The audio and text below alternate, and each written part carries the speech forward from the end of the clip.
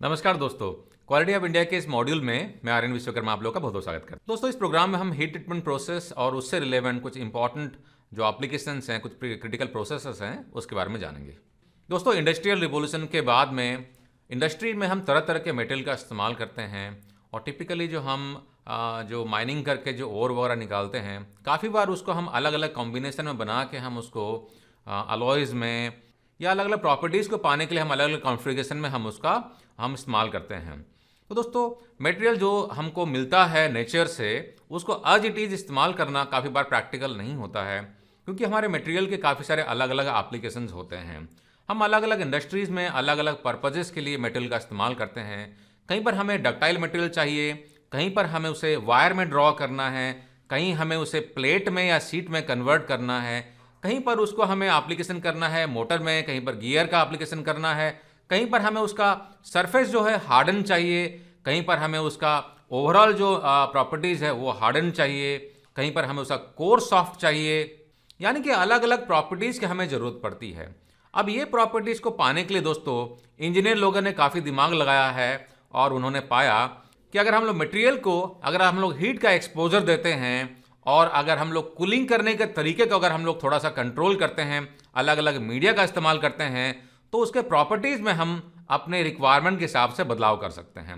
इसी को दोस्तों टिपिकली हम लोग हीट ट्रीटमेंट प्रोसेस कहते हैं। यानी कि हीट से ट्रीटमेंट करने के बाद में उसको हम तरह तरह के मीडिया से या तरह तरह के तरीक़ों से हम उसको कूलिंग करते हैं, ताकि उसका जो हमारे मेटालॉजिकल प्रॉपर्टीज़ हैं, उन प्रॉपर्टीज़ में हम अपने रिक्वायरमेंट के हिसाब से बदलाव कर सकें।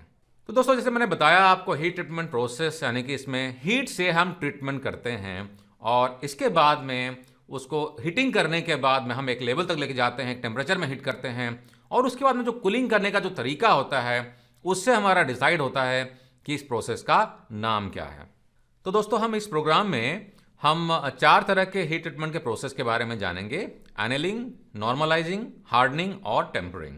आइए जरा इनको ब्रीफ में हम एक एक करके लेते हैं। तो दोस्तों, हमारा पहला प्रोसेस हो जाएगा एनेलिंग। एनेलिंग जो दोस्तों प्रोसेस होता है, यहाँ पर हम अब चूंकि यहाँ पर भी हीट का इस्तेमाल तो होगा ही, तो मटेरियल को जब हम फर्नेस में डालते हैं, एक हम टेम्परेचर तक उसको लेके जाते हैं और उसके बाद में हम रिक्वायर्ड प्रॉपर्टीज़ को पाने के लिए हम उसको अवन में ही टिपिकली हम कूलिंग करने के लिए छोड़ देते हैं। अब यहाँ पर चूंकि ये अवन में कूलिंग हो रहा है, तो इसमें जो कूलिंग करने का जो रेट रहता है काफ़ी स्लो रहता है और काफ़ी टाइम कंज्यूमिंग भी होता है। कभी कभी ये कुछ घंटों में कूल हो सकता है, कभी कभी कुछ दिन भी इसमें लग सकते हैं। टिपिकली हमारा एनालिंग करने का जो पर्पस होता है दोस्तों, मटेरियल को थोड़ा सा अंदर से सॉफ्ट करना या मटेरियल में जो स्ट्रेसेस वगैरह रहती हैं, स्ट्रेसेस को रिलीव करना। तो दोस्तों, अगर हम लोग पर्सनल लाइफ का अगर एग्जांपल ले लें, तो काफ़ी बार आपने देखा होगा कि हम बहुत बार एक्सरसाइज कर रहे हैं या कभी हम लोग दौड़ भाग करके आते हैं तो हमारे मसल्स पुल हो जाते हैं। तो आपने देखा हो कि मसल्स पुल होने के बाद में हम तरह तरह के इसमें ऑइंटमेंट लगाते हैं। अब मैं किसी ऑइंटमेंट का नाम तो नहीं लेना चाहूँगा। ऑइंटमेंट लगाने के बाद में उससे हम मालिश करते हैं और मालिश करने के बाद में हम उस पर पट्टी वगैरह लगा के छोड़ देते हैं। तो इससे होता क्या है, ये भी एक तरीके का स्ट्रेस रिलीविंग, यानी कि हमारे जो मसल्स पुल हो गए हैं उसको एक तरीके से हीट करता है और हीट करने के बाद हम जो पट्टी वगैरह लगा के छोड़ देते हैं उसको वो धीरे धीरे करके कूल करता है।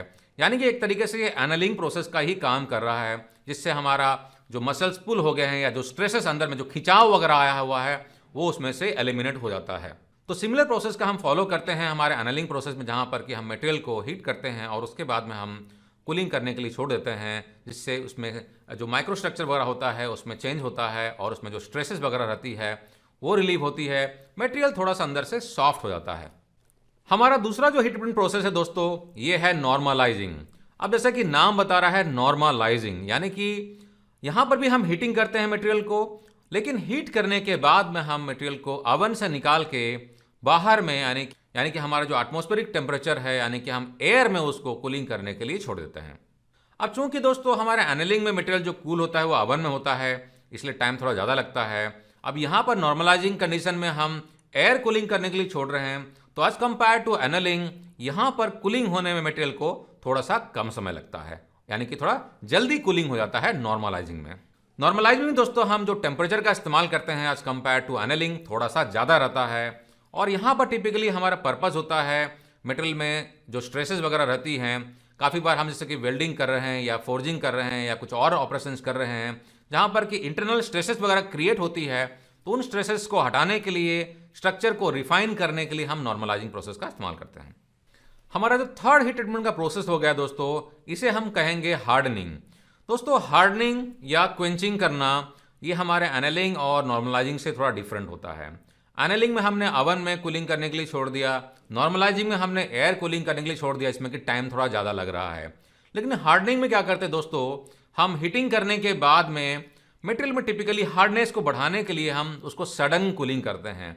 अब ये सडन कूलिंग अगर हम लोग एयर में छोड़ देंगे तो होगा नहीं, इसलिए हम अलग अलग तरह के मीडिया का इस्तेमाल करते हैं, जैसे कि हम उसे ऑयल में डिप करते हैं या उसको वाटर में डिप करते हैं, ब्राइन में डिप करते हैं। उसको डिप करने के बाद में हम उसको सडन कूलिंग करते हैं। सडन कूलिंग से क्या होता है दोस्तों, मटेरियल जो रहता है काफ़ी हार्ड हो जाता है।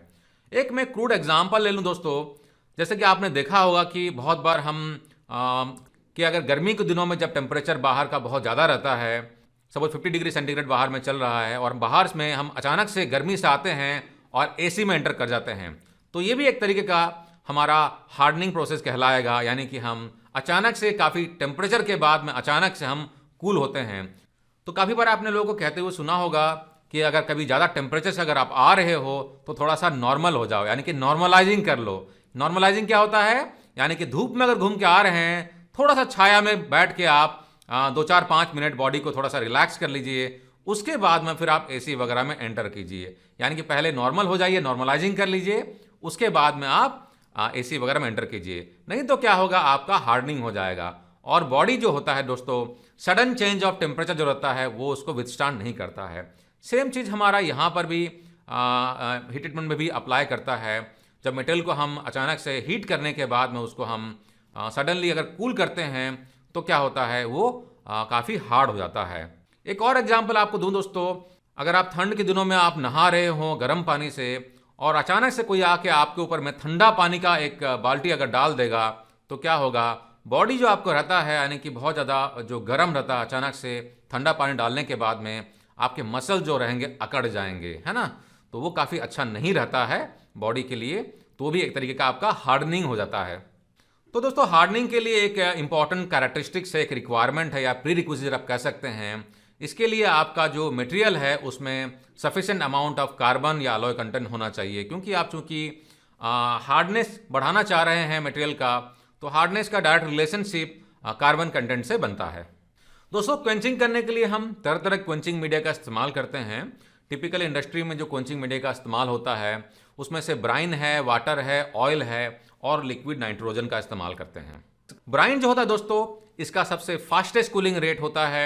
वाटर जो रहता है उसका नेक्स्ट लेवल में यानी कि मॉडरेट लेवल का होता है। ऑयल जो रहता है उससे स्लोअर होता है, जबकि लिक्विड नाइट्रोजन होता है ये बहुत ही फास्ट कूलिंग रेट इसमें होता है। लेकिन दोस्तों बहुत फास्ट कूलिंग करने से मटेरियल जो रहता है उसमें क्रैक डेवलप होने की संभावना रहती है।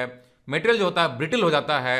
इससे काफ़ी बार आपको जब आप कोई प्रोडक्ट वगैरह उसका बनाते हैं तो उसमें मतलब लॉन्ग टर्म में उसका ड्यूरेबिलिटी रहता नहीं है और मटेरियल में क्रैक वगैरह आने के चांसेस बने रहते हैं। तो दोस्तों हार्डनिंग में काफ़ी बार जब मटेरियल काफ़ी ज़्यादा हार्ड हो जाता है तो आगे के प्रोसेसिंग करने में दिक्कत होती है। इसलिए हमें काफ़ी बार मटेरियल को हार्डनिंग करने के बाद में फिर टेम्परिंग करने की ज़रूरत पड़ती है।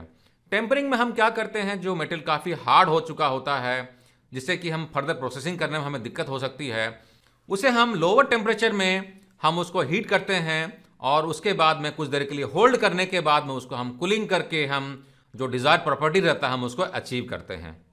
टेम्परिंग प्रोसेस जो होता है टिपिकली दोस्तों जो मटेरियल रहता है यानी कि क्वेंच स्टील जो है उसके ब्रिटलनेस को कम करने के लिए हम इस्तेमाल करते हैं।